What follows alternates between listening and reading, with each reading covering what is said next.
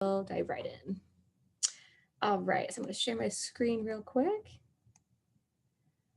All right, so we should be good to go. So again, my name is Jenny Robinson. I am the representative on campus for International Studies Abroad, or ISA. You might see it listed as for short. And we are a study abroad organization partnered with UCF. And today we're going to talk a little bit about some of our experiential learning programs. So like I said, we're a leading provider of education abroad. And so this was a kind of a question that I wanted to pose to you guys just to kind of kick us off. Does anybody have any ideas for how study abroad differs from education abroad? Feel free to drop a quick note in the chat. No wrong answers, just how the two terms differ and what one might include versus the other.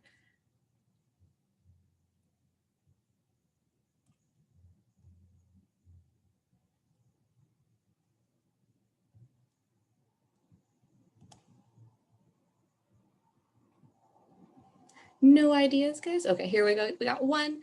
Study abroad is more about learning about different areas and cultures and volunteering, while education abroad is about studying in a different location. Okay, not a bad idea. Anybody else have any other suggestions? Any other ideas? Just to kind of kick us off as we dive into all the different education abroad opportunities. Hopefully learn how to spell correctly. I'm noticing my typo now, but so to dive in a little bit more, education abroad encapsulates everything beyond the classroom. So Jay just said getting to know more about different cultures. So yeah, study abroad really is referring to studying while abroad, right? You're enrolling in a university abroad, taking classes.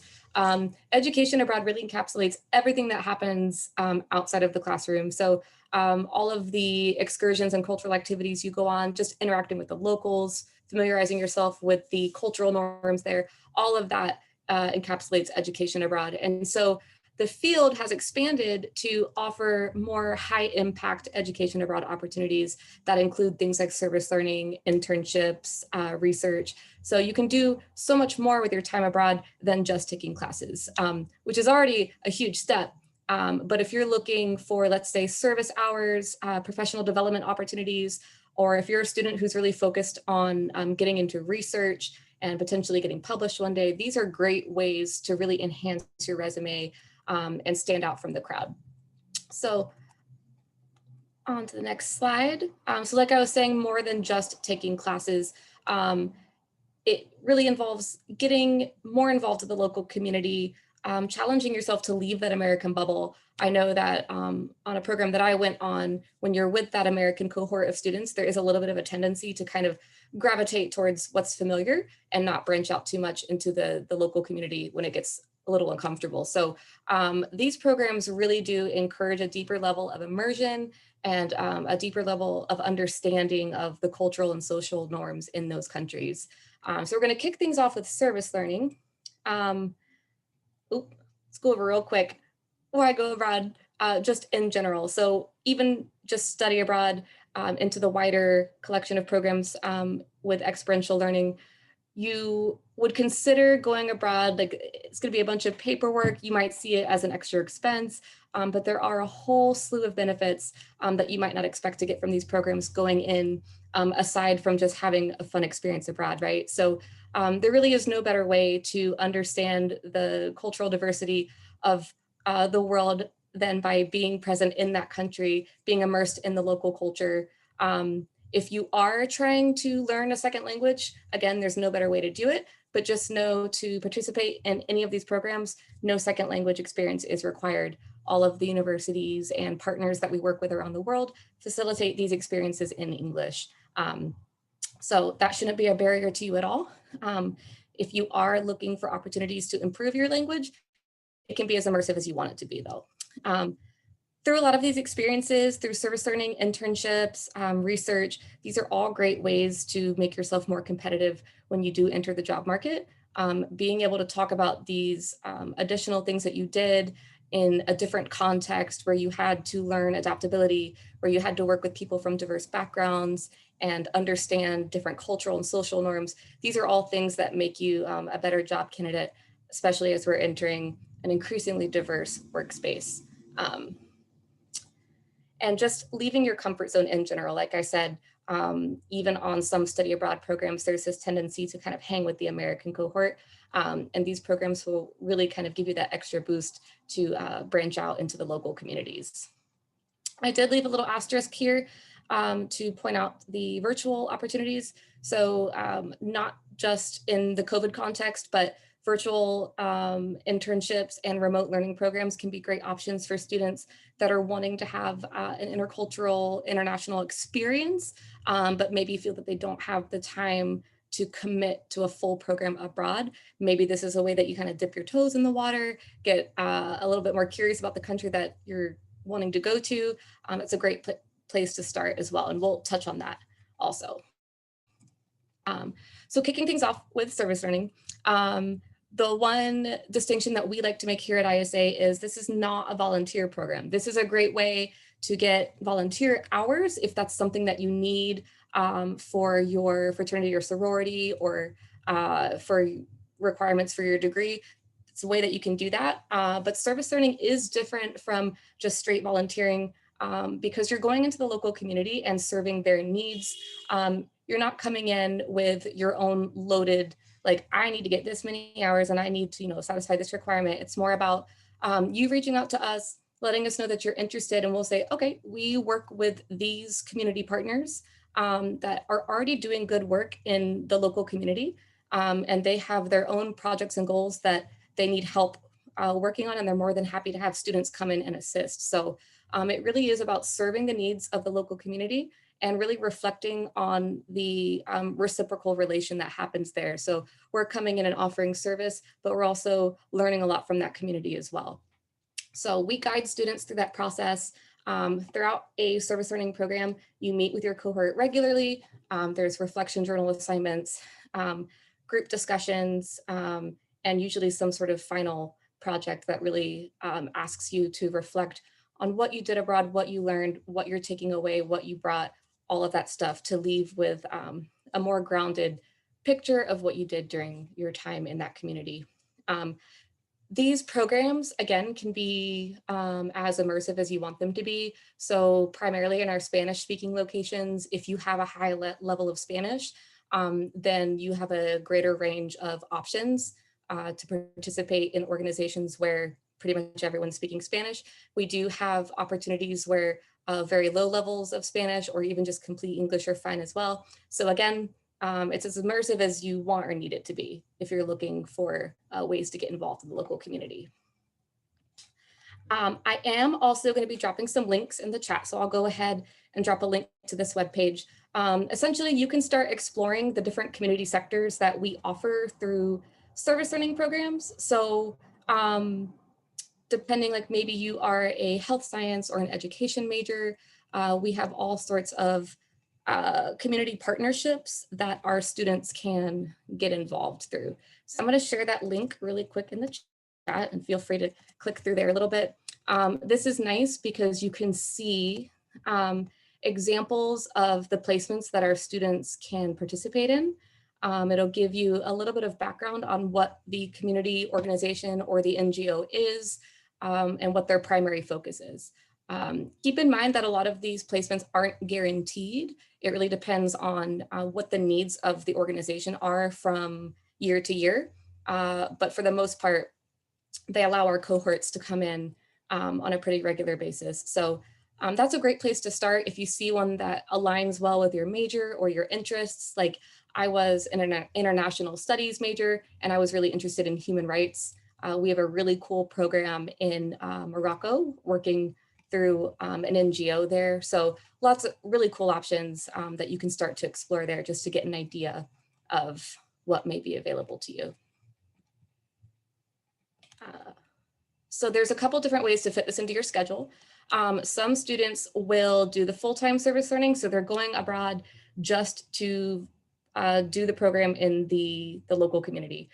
So you can do that anywhere from 4 to 8 weeks, 4, 6, or 8 weeks, depending on the location. It will vary. So I'll share the link to program dates and prices as well. So you can see if the one you're interested in lines up with a time of the year that works for you.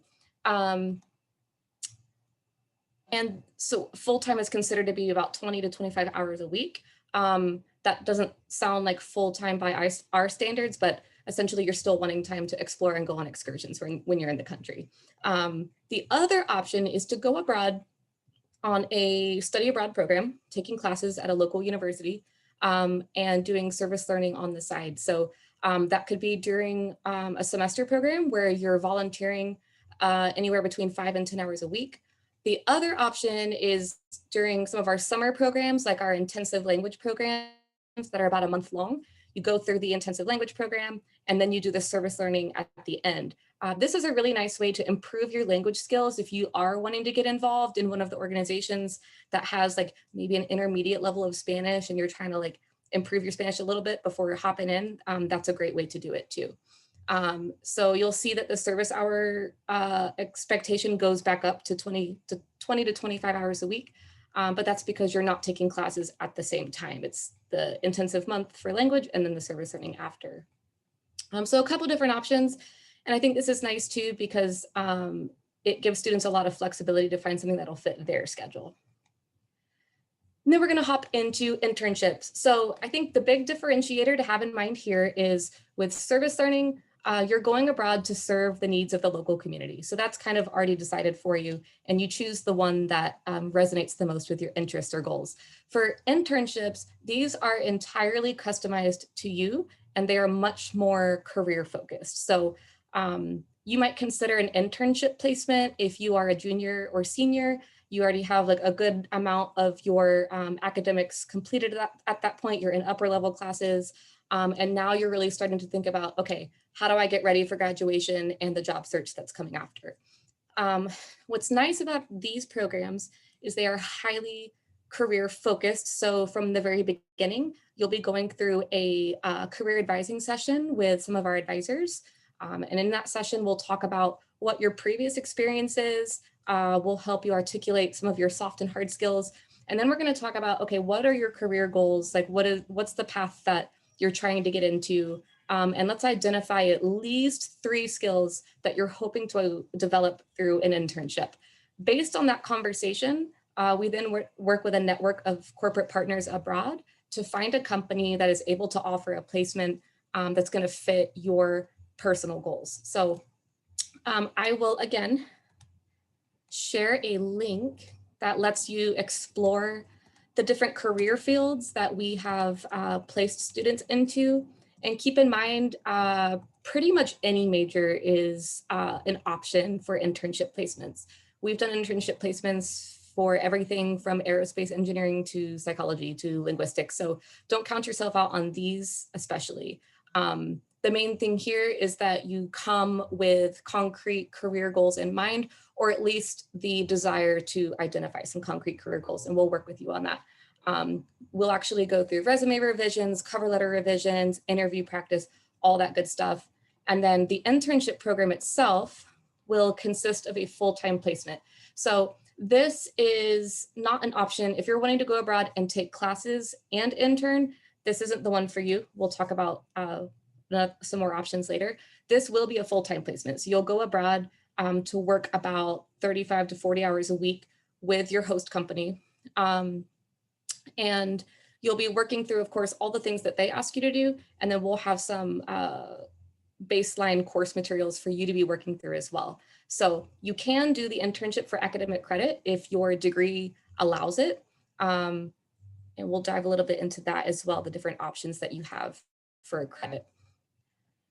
So like I mentioned, full-time, so about 32 to 40 hours a week. Again, I wanted to reiterate that the host country language is not required. So all of the corporate partners that we work with offer placements in English. But again, if you have a high level or fluency in a second language, Spanish, French, Korean, Chinese, for sure let us know, and we can explore placement options where you can actually utilize your language skills as well.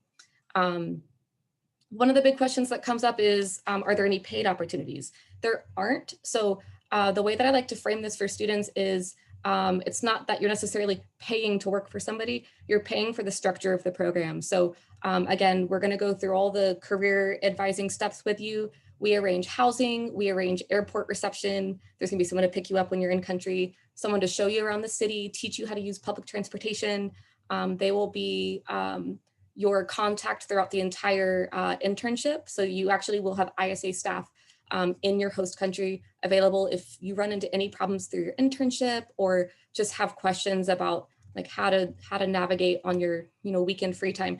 They're there to help. If you get sick, lose your passport, you have 24/7 support the entire time that you're abroad.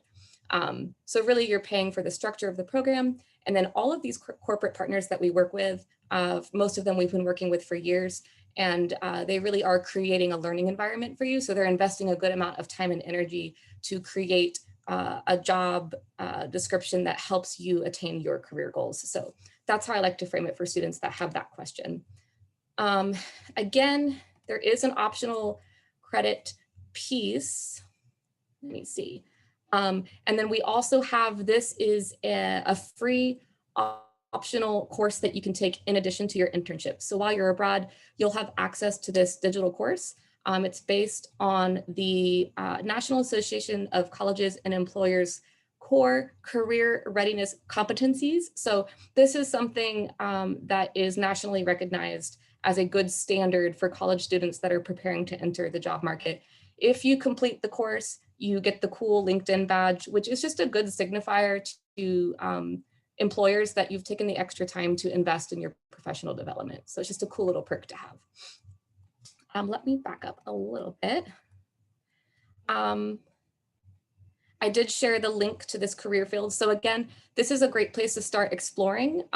If you click on the career field that is most closely aligned with your major, you can then see which countries are possibilities for you and get a good look at what some of the past placements have been. So keep in mind, placements are entirely customized. So when you see one listed there on the website, it doesn't mean that that placement is like waiting to be filled again for fall 2021. Each placement truly is unique based on what the student's prior experiences and their career goals are.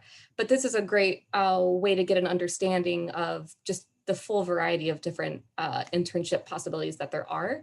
But it's definitely not everything that we've ever done or can do. So if you have something highly specific, don't hesitate to reach out. We can definitely let you know what some options might be. And then earlier, like I mentioned, if a full-time internship just seems like something that's not going to work for your schedule, you really need something that's going to allow you to make progress towards your degree and get some work experience at the same time. There are study plus intern options. These aren't the same as an ISA internship program, though. You're essentially going on an ISA study abroad program at a university that has experiential learning courses. So these universities in particular have designed courses that involve experiential learning outside of the classroom. And again, there's usually some form of like reflection assignments and other like logging your hours and other activities that you're working towards to develop a focus on professional development. So just know that these also exist. I'll drop that link in the chat as well. And you'll see that the program locations vary a little bit compared to the normal full-time internship placements. But just keep in mind, again, that these are technically study abroad programs. And so you would be enrolling in that study abroad program and taking one of the experiential learning courses if it lines up with what your interests and goals are. So, of course, another option that came about recently are the virtual offerings, but there's definitely more reasons to go through a virtual program than just remote, like wanting social distancing and all of that. These programs are great for students that maybe feel they don't have the time to commit to a full program abroad. It could be that you work full-time or you have a family. This is a really cool way to supplement your studies at UCF and also be getting some professional development on the side. So you have the option to participate in what we call a global remote internship. And essentially we're working with a lot of the same corporate partners that we do for our traditional abroad internships, but you're doing it through a virtual format. The range of majors is a little bit more condensed because realistically, there's just some things that you can't do virtually. But you have a lot of different options in terms of what the structure of the program can look like. So for global remote internships, you could do a 4, 8, or 16-week length internship placement. And then there's a couple different variations within that. So the team placement is actually more of a cohort model. So let's say that you're doing like a marketing internship. You would be placed with 3 or 4 other marketing students. The company that you work for would give you a problem or a task, and your group would then try to tackle that problem. You would need to do the research and ultimately put together your proposed solution or your proposed product, whatever it may be, and present it to the company. And then what's really cool about this is it's going to be a lot more lifelike in the sense of you'll present whatever it is that you come up with, and they may even come back with constructive criticism, ask you all to revise and like re-propose, which is much more realistic in the job setting today. It's not like a term paper. You're actually presenting something for the company to potentially use, and so they're going to give you feedback and ask you to make adjustments. The other one listed here is career semester, and I'll dive a little bit into that one as well. But really quickly, here's the majors. Like I said, it's a little bit more of a condensed list for our virtual internships. So if you see your major here, great. If you don't completely count yourself out, just reach out to us and we'll let you know if there's potentially something relevant to you. Hopping in again to global remote internships, you can expect for the full-time, so the 8-week option, the 25 hours per week, and for the part-time, 10 hours per week. So it will have all of the same career readiness resources that our interns abroad get. So we have career resource guides that really go over how to write a good resume and cover letter, interview tips, and just normal expectations on the job site, as well as the career readiness course, the optional one that you can do for the LinkedIn badge. And then the virtual internship is supplemented with additional like live professional development activities. So maybe Zooming in for an actual staff meeting, meeting with the local staff just to talk about what a day in their life looks like, so that you get a better feel for the social and cultural norms of the country that the company is based in. So it's still pretty cool, even though you don't necessarily go there in person. I think it's a great way to not only gain that professional development piece, but also maybe learn a little bit about the country that you're one day hoping to get to. And very similar to the abroad internships, if you have a high level of, let's say, Spanish or Chinese, something like that, you can let us know and we can see if there's any opportunities with the corporate partners abroad to work with a higher level of language immersion. Career semester was the other one that I mentioned. So this is a really cool option for students that are looking to gain experience in a field that might not necessarily be within their major. So let's say you're a psychology major, but you're really interested in data science. This could be a cool way to gain that experience through a part-time internship. So it is a full semester length, 16 weeks.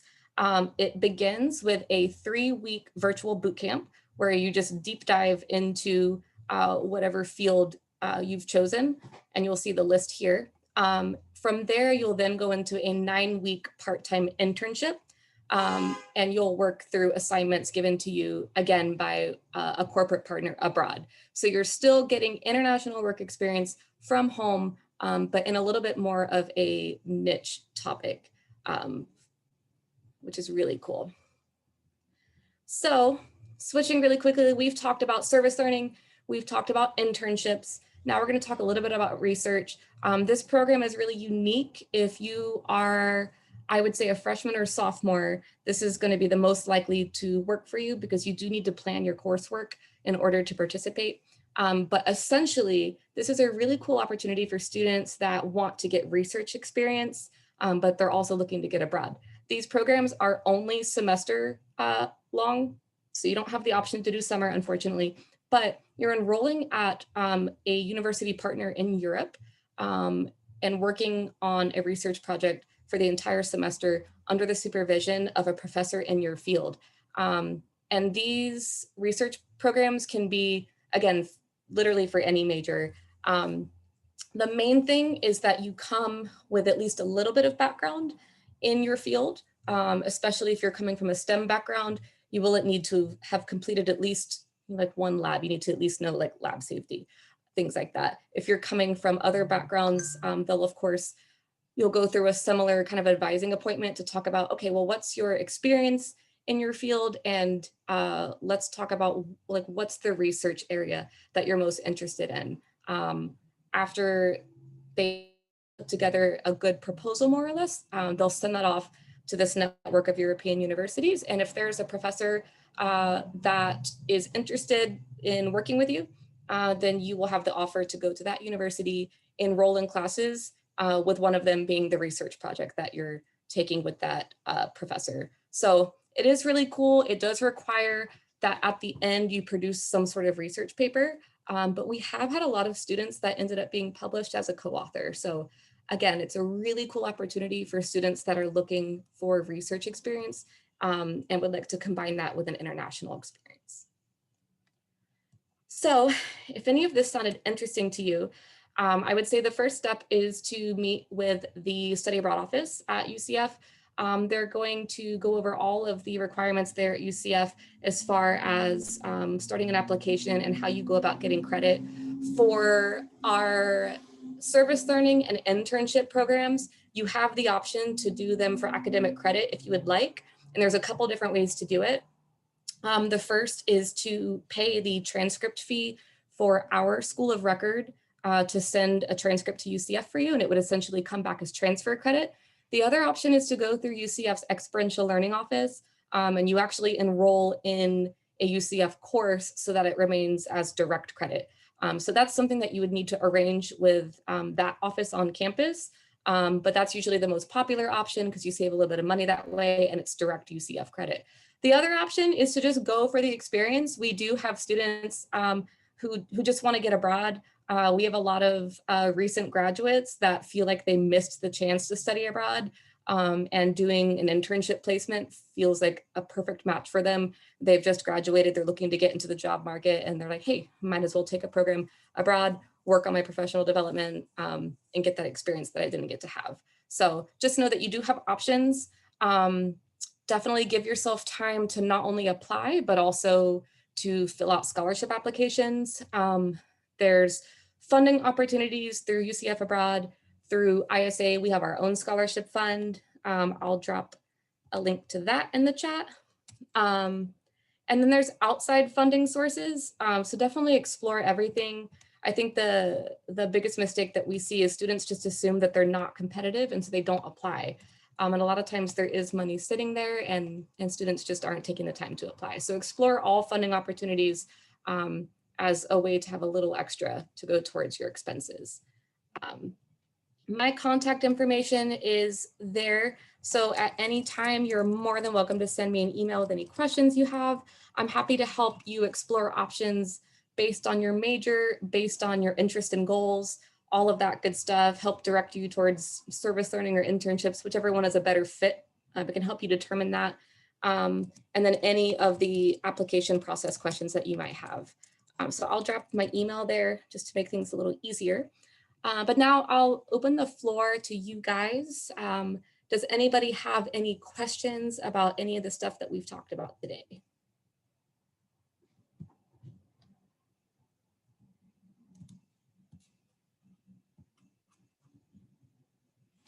And I'll just say that I did such a thorough job that no one has questions, but please feel free, there's no dumb questions at all.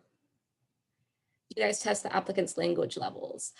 So if you are applying to, for example, a service learning program that requires an intermediate level of Spanish, then yes, you would we would have you go through a language placement test just to make sure that that's where you're testing. If you told us that, hey, I'm fluent in Spanish and I want to work for a Spanish company, then we would want to verify that. So you would probably just do a quick interview in Spanish to prove that you have a conversational level of that language. So yes, but then for the most part, everything else is available in English, so you wouldn't have to take any sort of assessment. What Caribbean countries? We do go to the Dominican Republic. So that would be the only one. But we do have programs, at least within Central and South America, like Costa Rica, Brazil, Chile, that I'm very fond of. I did all of my study abroad in South America. All right, perfect. Did we have any other questions? Of course, no need to say thank you. Thank you guys for taking time out of your day to come learn more. I definitely encourage you to follow up with the study abroad office there at UCF. The advisors there are amazing. They will help you get started. The other piece would just be to also have a conversation with your academic advisors. Let them know that you're thinking about study abroad. Find out if there's room in your degree plan for internship credit or for some sort of experiential learning credit. Have that conversation. But aside from that, just start early. Looking ahead to 2021, we're of course all hoping that travel will return to some sort of normal soon. And we want students to be reassured that we won't run programs until it is safe to do so. So we're constantly monitoring, as well as UCF, we're constantly monitoring COVID as it develops around the world. And we will keep you in the loop about when and where students are allowed to travel. So don't hesitate to reach out if you have questions in the meantime. And I wish you guys the best of luck, as well as a happy and safe Thanksgiving. So thank you.